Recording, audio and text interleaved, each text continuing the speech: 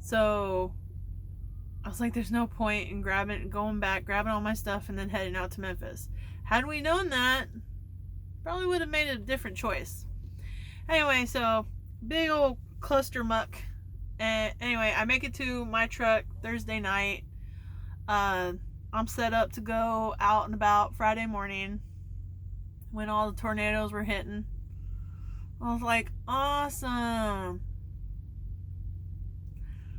And I had to drive to Murfreesboro, but first they had me do 3 loads in Memphis. So I went up to Arkansas, did a load there. I don't know if this is any better. I went to Arkansas, I did a load up there, and I got a message. Before I even left, sorry, my ADD is kicking in a lot lately. It's kicking in a lot. Because there's just so much going on. So I get in my truck, I go to hook up my first load, and you feel the trailer kind of like push you when you're coming to a stop, and then it like jerks you back when you're trying to take off. It's like, all right. And then I tell them, I'm like, hey, I took it to the shop. The shop only works banker hours in Memphis, like 7 to 5. And I'm like, all right, I don't see how you guys get a lot done, but okay. So they take a look at my fifth. Well, the guy, I originally went and I talked to him, and I was already hooked up. And instead of saying like trying to work something out, because I had to go do this load real quick, he was like, well, we can either adjust your fifth wheel or you can take the load. Your choice. I'm like, okay. Just had attitude, and I'm just like, okay. So I think I'm gonna keep my eyebrow like this. It's kind of like a signature. So yeah, we're keeping my crazy eyebrow. Yeah, this guy. I'll tell you about this guy in a minute. I don't know his name.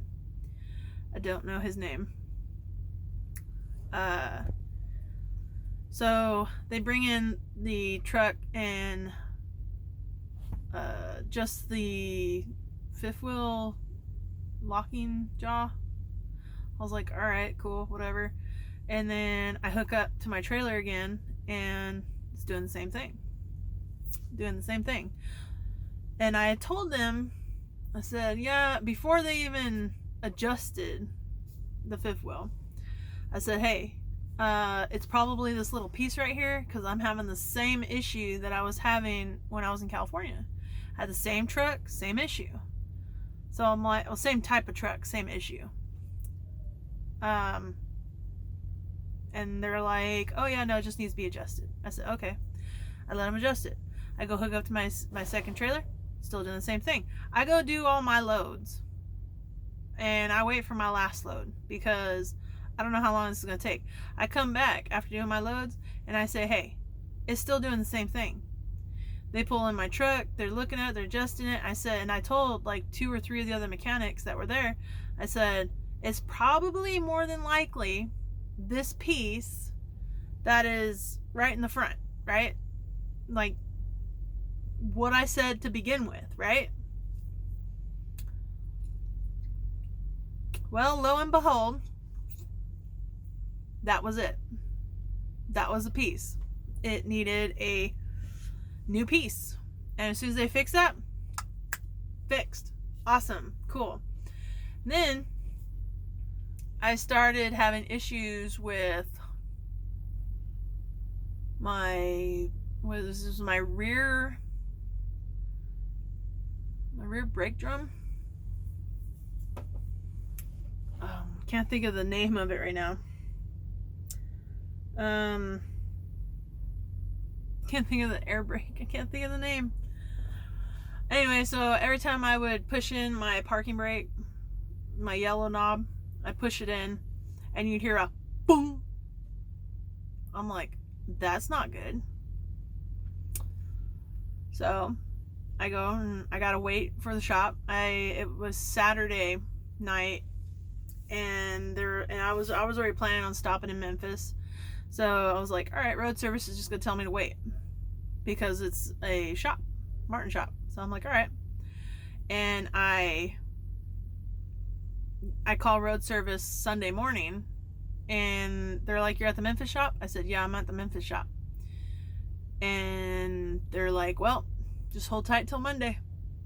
And I'm like, hold tight till Monday? Why? Why till Monday? Oh yeah, because the shop works banker hours. And they ain't trying to put out any other money. So, and I was told too that I was going to get paid for this downtime.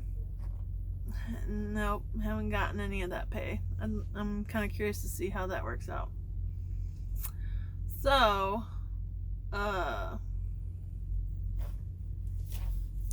keeping on track. All right, so they pulled it in there. As they were pulling it in, the guy was like, oh, it's probably just the diaphragm because it's cold outside. And I'm like, that is not a cold diaphragm. Like, it ain't that cold, bro. It's like 30 degrees and we're warming up. It ain't that cold. So he goes, he takes a look at it. He had to replace brake chamber. There we go, chamber. He had to replace the whole brake chamber. So I was down for that day. I said, okay. And I was running, doing my thing, and I noticed like my air gauges weren't working, but I was like, man, if I do that, then I'm gonna be down for another day. There's no money, right?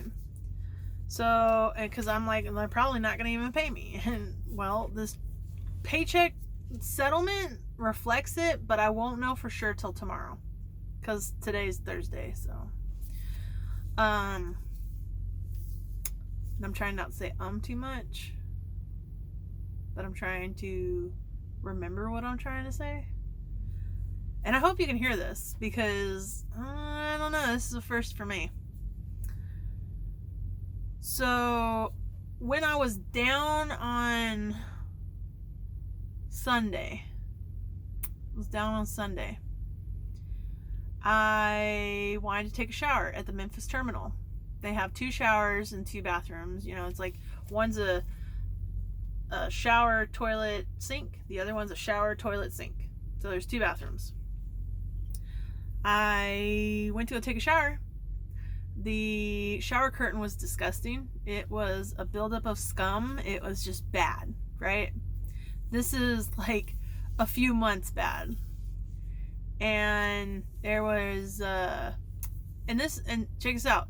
One of the bathrooms, it was real bad. The other one, it looked like they might have changed it the last month or something like that, The scum buildup wasn't as big or as much.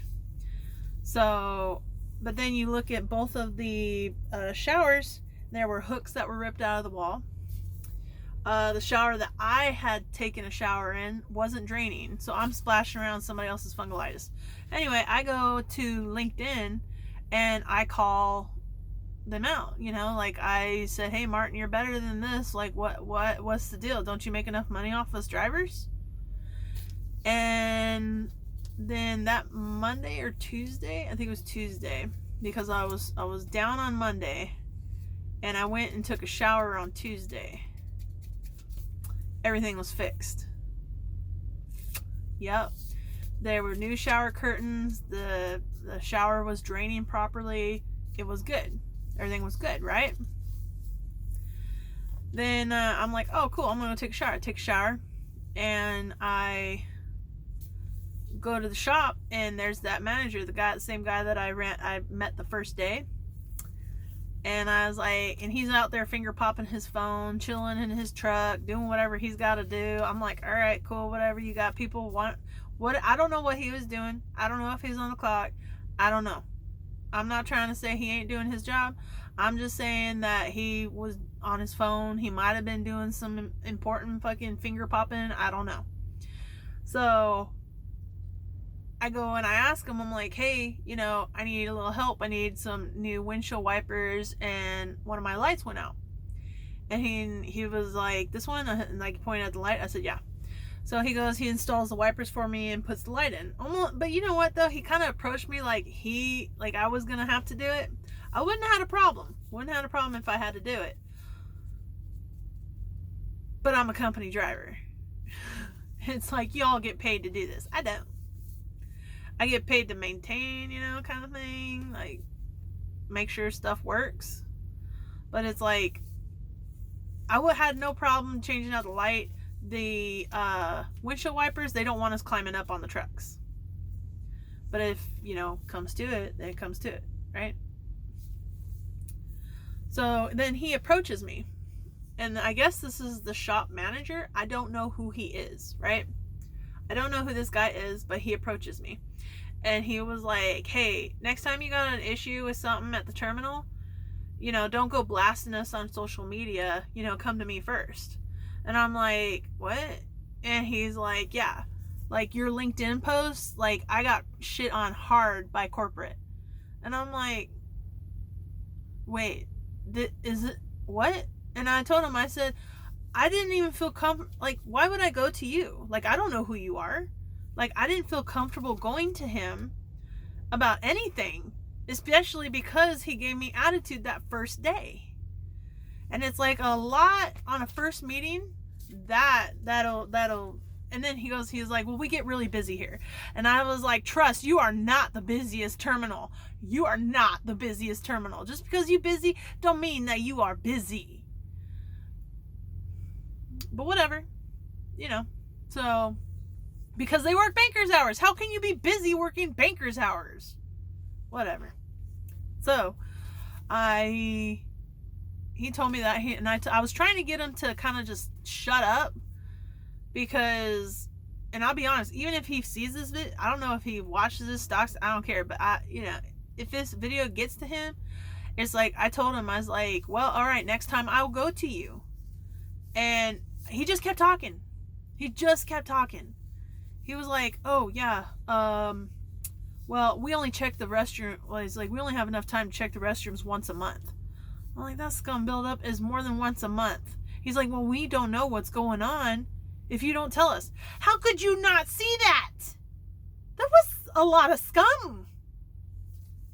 So yeah, that was borderline harassment or retaliation. I honestly don't know. And I actually have not seen him since that day. Don't know what he's doing.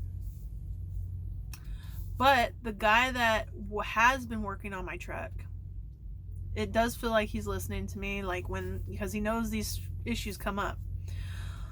But check this out. My truck has been down for the past 2 days because I said, hey, when I stop, you feel a thunk in the front and it pulls to the left, right? It's a brake issue. Well, they took, and then I asked them to check out my windshield to see if the little pit that I have is okay, but ultimately it's up to the officer's discretion.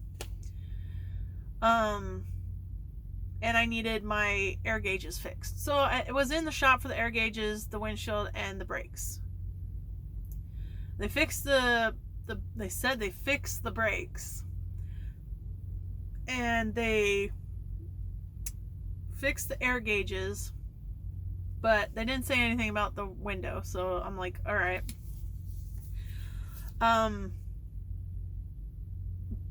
So when they fixed the air gauges,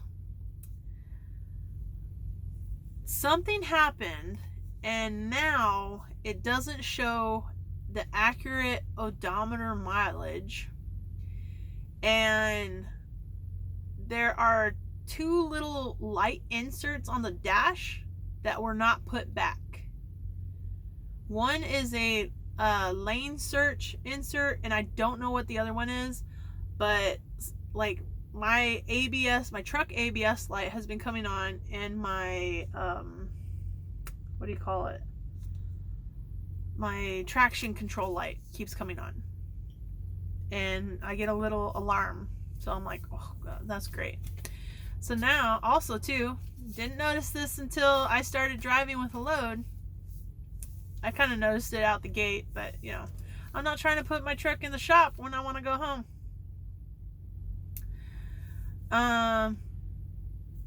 So yeah, I step on the brakes, and now it doesn't just boom, pull to the left. It shakes. The steering wheel shakes. Like, and I saw them working on my truck. So, and then he even said, he's like, was it the S-cam rod? He said it was all chewed up. And the reason why my truck was in the shop for 2 days instead of just one was because they were waiting on parts. Okay, that's understandable. You know, parts, sometimes they're hard to get on time. And you don't always know right away. So he was like, do you live locally? I was like, no, I don't. I live in my truck right now. He was like, oh, all right, well, we'll let you know when to pull it out. And that was on Tuesday night. He's like, all right, we'll let you know when to pull it out. I said, okay. So comes time, they're getting ready to close up. You know, they button everything up to where, you know, I can pull it off to the side. And I did. I pulled it off, and then they come back in Wednesday morning, wake me up. They're like, hey, yeah, go ahead and pull in. Then I'm basically down all day. I don't get a load or anything like that. So it's like, all right, I'm down for 2 days. Not just 1, 2 days. So I'm like, shit, what do I do now?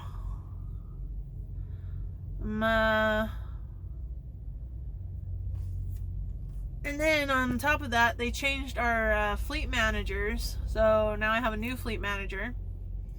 Found out that people aren't following the procedures at certain rail yards, so it's coming down on us. I've found a couple trailers, or no, containers that were not locked down onto the chassis. The Southern Refrigerator better not be trying to come talk to me like, oh, can you move? Now, you see this? I am at a TA right now, and it all of the bobtail spots are reserved parking. All of them. In Laverne, Tennessee. And the way you spell Laverne out here is L-A, and then V-E-R-G-N-E. Laverne. Like, what the hell?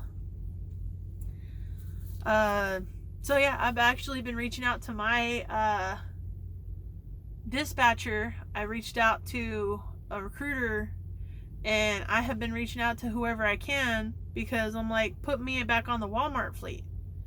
Because at least I could possibly take the truck home.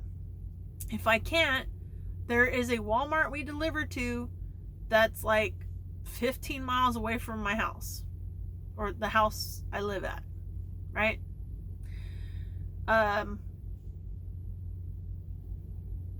And like right now, I took the Expedition. We have my boyfriend's Expedition. I took that with me because I sold my car. So my car, the sale of my car helped us get back east, which we went through pretty quick. You wouldn't have thought it cost that much money to move. Even just my stuff. He's still got to go back for his stuff. Like, that's a lot of money. But we'll see what happens. So the heater core doesn't work in the Expedition. And I was driving the Expedition, okay, because we moved to Copper Hill, right?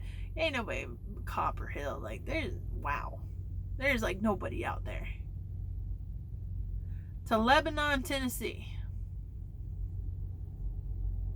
It's like 200 miles, right? One way. And I'm going to be driving one way 200 miles and then 200 miles to get back home? No.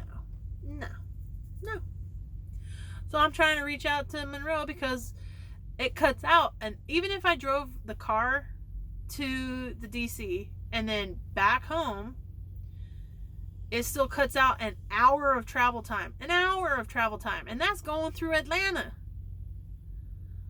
So, yeah. I'm trying to accomplish that. That ain't going so good right now. And just playing catch up with Bill, like playing catch up on my income. Like, we don't have anything due right now, but playing catch up. I'm I'm in a, what do you call it? I got blackout curtains finally, and I don't feel like hanging them up right now. But I got 2 sets. I only use one. And I asked them too. I asked the higher ups. I was like, can I get the passenger seat removed so that I can put a fridge in? Because I'm living on the truck a week at a time, and there's no storage in here. And they said no, because it's altering the truck. I said, all right, and you guys aren't going to put in front curtains? They're like, you have the midway curtains? I said, yeah. They're like, that came like that from the factory? They're like, yeah. I was like, yeah. And they're like, okay, well, you're good then. I'm like, I gotta get ready in the morning. I got stuff to do. Like, what? And they're like, why don't you do what all the other drivers are doing? Get blackout curtains. I don't know. Why don't you purchase a freaking truck that's got some freaking front curtains? How about that? How about you say, oh yeah, we have like this kind of material, and we have these model trucks. It's like nothing that's like more than 2 years old. Okay, cool. 2 years old. It's 2 years old, and I'm having all of these issues. I gotta take my truck back, and I'm gonna be down for another day or two. What am I gonna do? Am I gonna get paid? I don't know.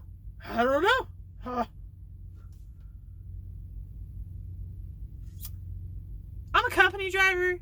I'm not an owner-op. I'm not a lease driver. I know what comes with that, so that's why I'm choosing to be a company driver.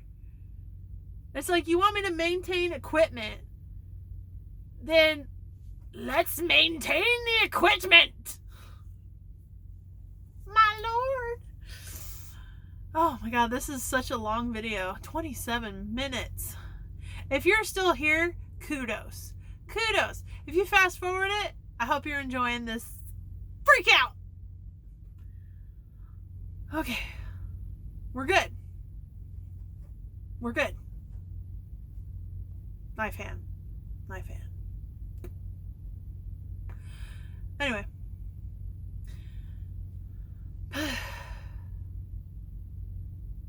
Peace, cheese, and lemon squeeze, y'all.